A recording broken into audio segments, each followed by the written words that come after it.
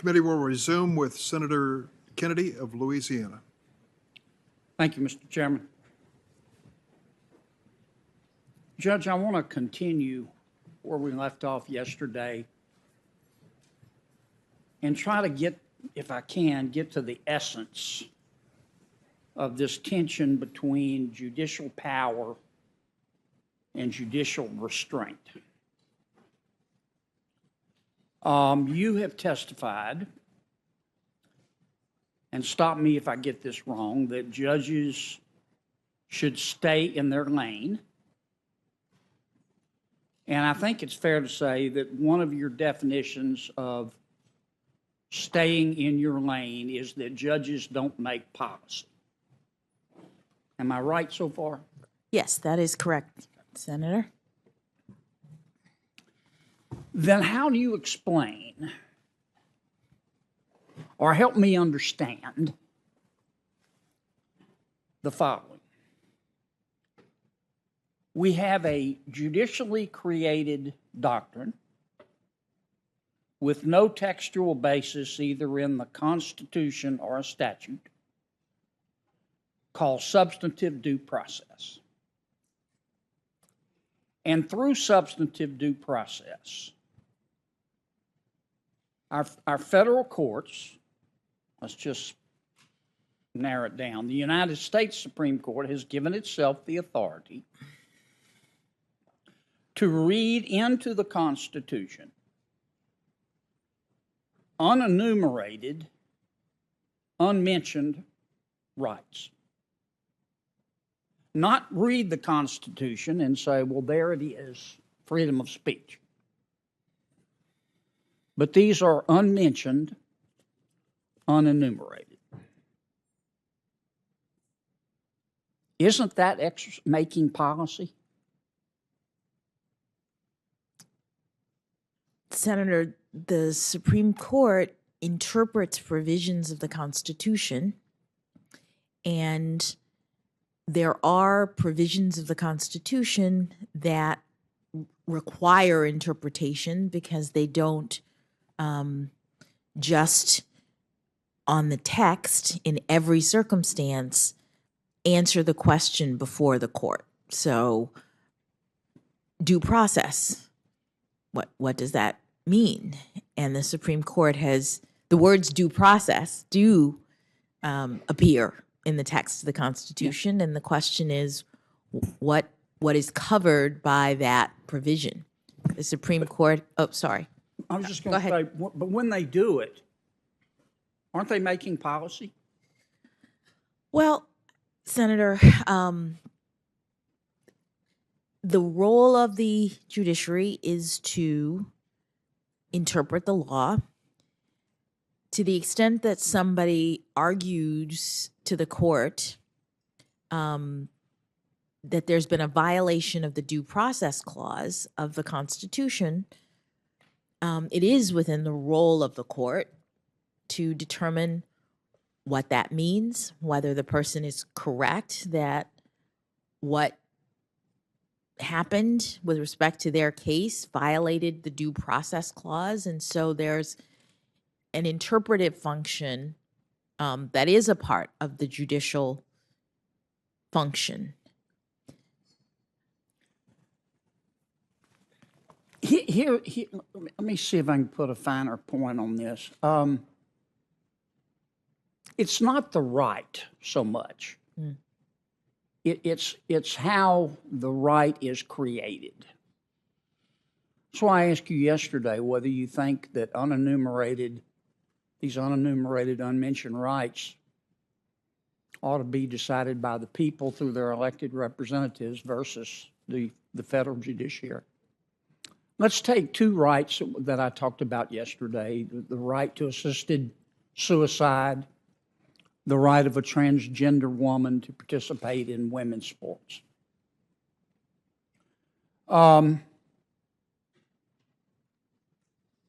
can see how, I'm not predicting that it will, but I could see how the court, either through the due process clause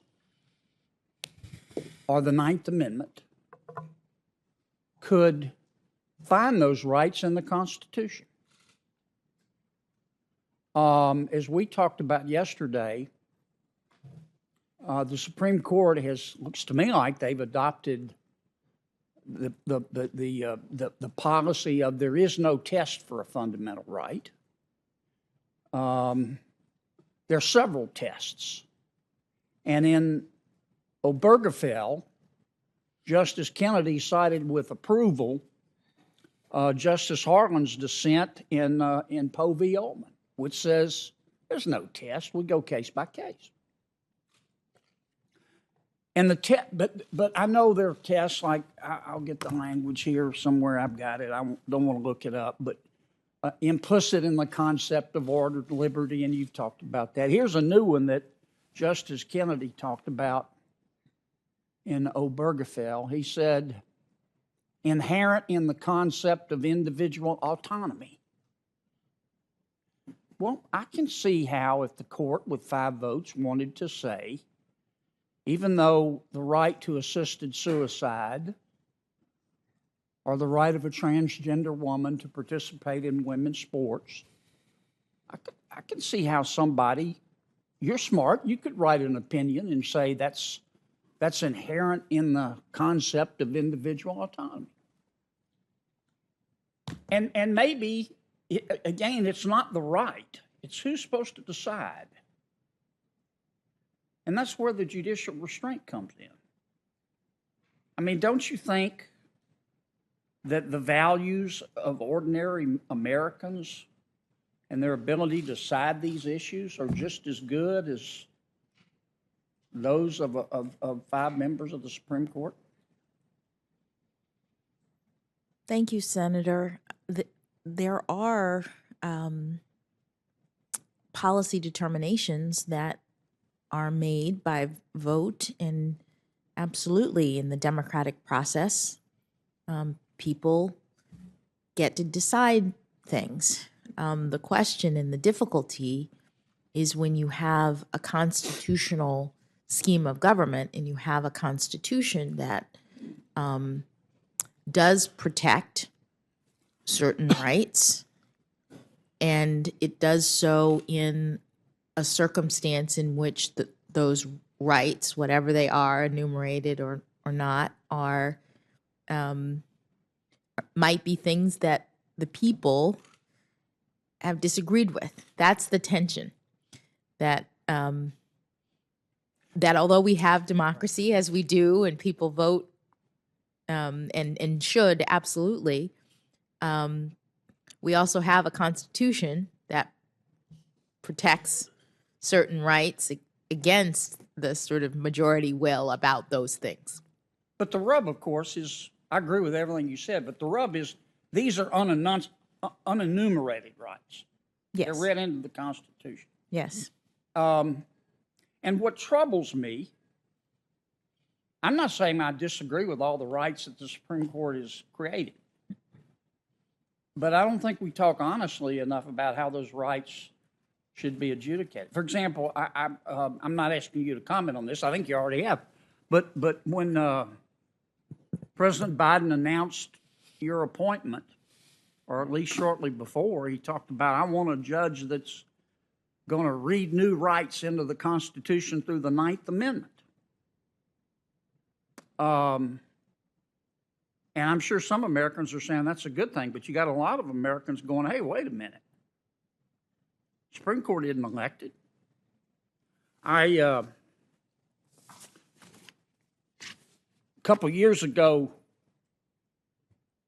Chief of Staff Ron Klain wrote an opinion piece, and he said he hopes, and I'm going to quote,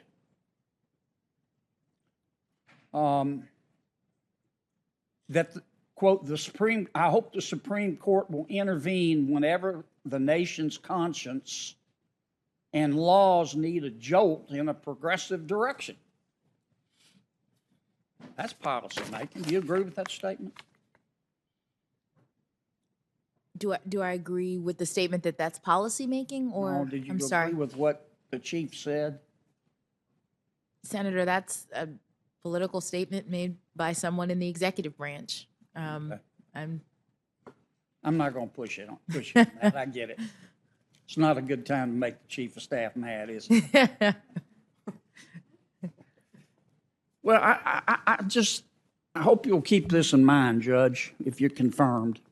I mean, this is what judicial restraint is all about, and I think part of the division in our country, America's a big, wide open, diverse, sometimes dysfunctional, but sometimes imperfect, but basically good country. But we have different values. That's part of our diversity. And I think our country works because of our system of federalism. The values in Louisiana may be different from the values in Maine. And if you don't like what's going on in Maine and you like what's going on in Louisiana, you can move. But as our federal government has gotten bigger and bigger and bigger and bigger, what is developed, at least here in Washington, is this managerial elite. And when I say the managerial elite, I mean the entrenched politicians. I guess I shouldn't say entrenched because that's pejorative, but we do have a lot of politicians that have been here a long time. They're members of the media that are part of the managerial elite. They're members of the administrative state. They're academics that are part of it. There are a lot of corporate phonies that are part of it. And many people in this cabal think they are smarter and more virtuous than the American people. And that they ought to set forth how people should live their lives. People should shut up and just do what they're told. And if they behave, maybe the managerial elite will let them eat meat occasionally. And I think that's part of the division in our country. And I think to some extent, the Supreme Court, I don't want to say contributes to it, but it needs to be mindful of this. I'll give you another example. And this case bothers me. I want you to explain it. I think Lindsay talked to you about it, but I don't know that. I want to hear you explain it. It's Make the Road New York versus McClellan. You remember that one? I do. Yeah. Here's the way I read it. Congress, we, in a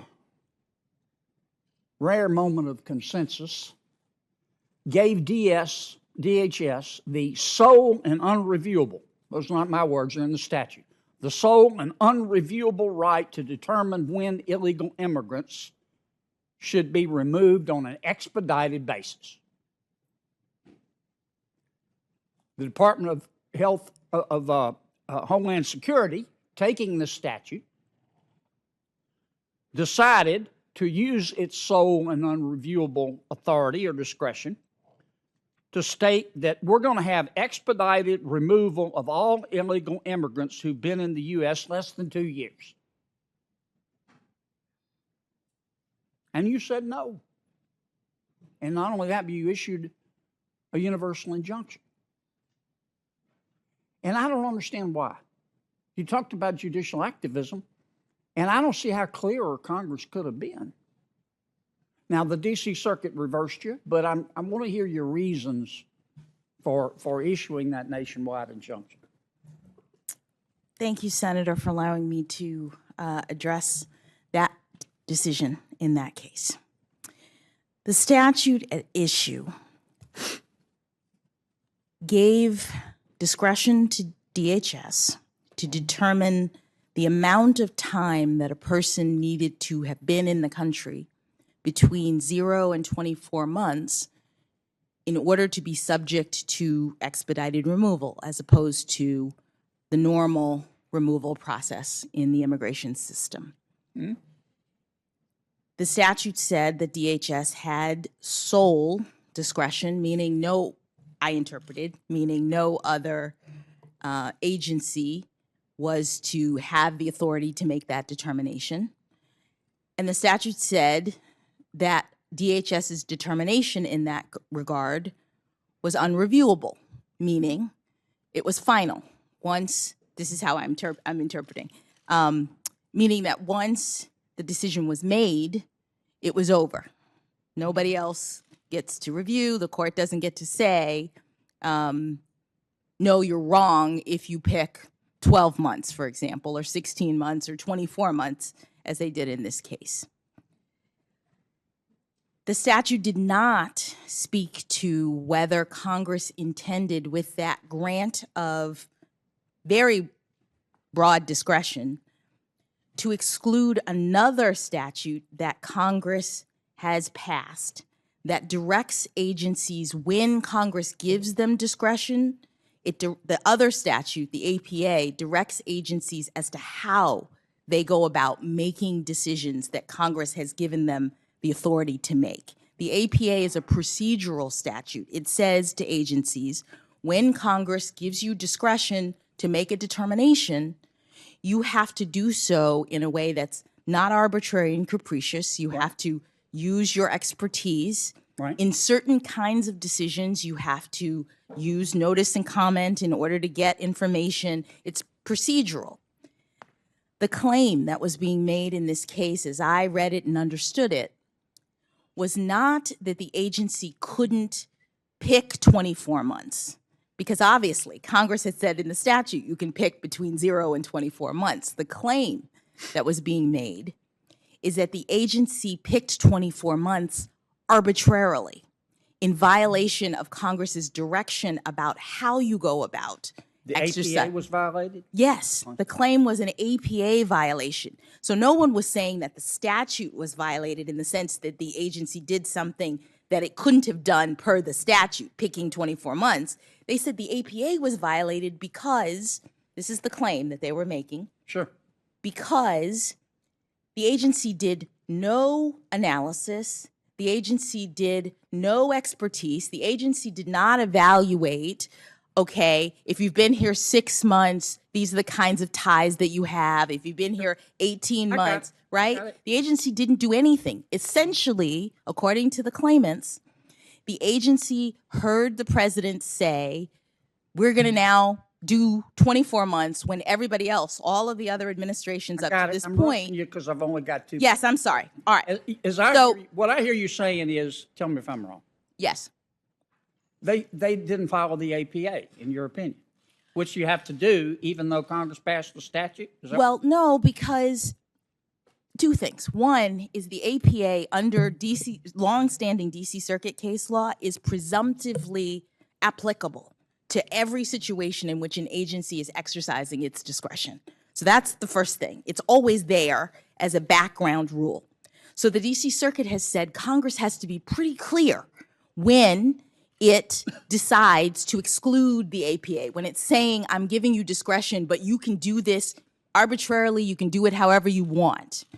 And in other places in the immigration statute that sets up expedited removal, Congress says, we are excluding the APA. We're telling you that with respect to this kind of discretion, the APA doesn't apply.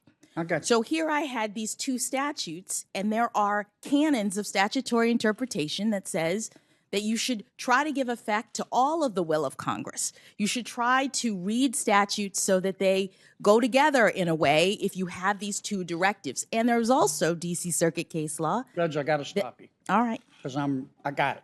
I think I got it. And let me just say, I agree that the DC Circuit reversed me. They disagreed with my interpretation, and that's the way that our system works. Let me ask this last question.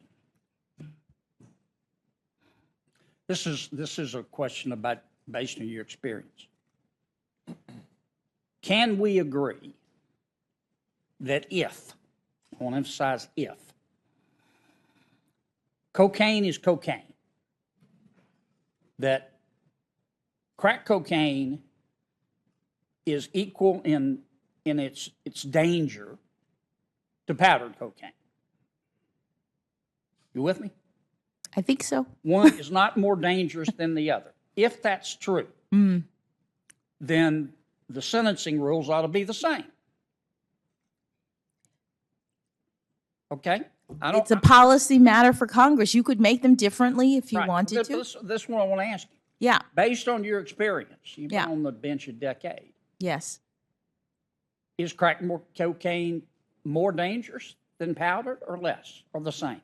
Senator, that's a policy determination. That's what policymakers do. They look at the evidence related to these things and they decide what's more But dangerous. what have you seen? What should I have seen evidence through the Sentencing Commission that the two compositions are chemically similar, so similar as to be indistinguishable. And the commission, for very many years, as a policymaking body, indicated its view that they should be equivalent and lobbied Congress concerning that. And Congress made a determination about, in the policy realm, making it 18-1 instead of 100-1, which is what it had previously been.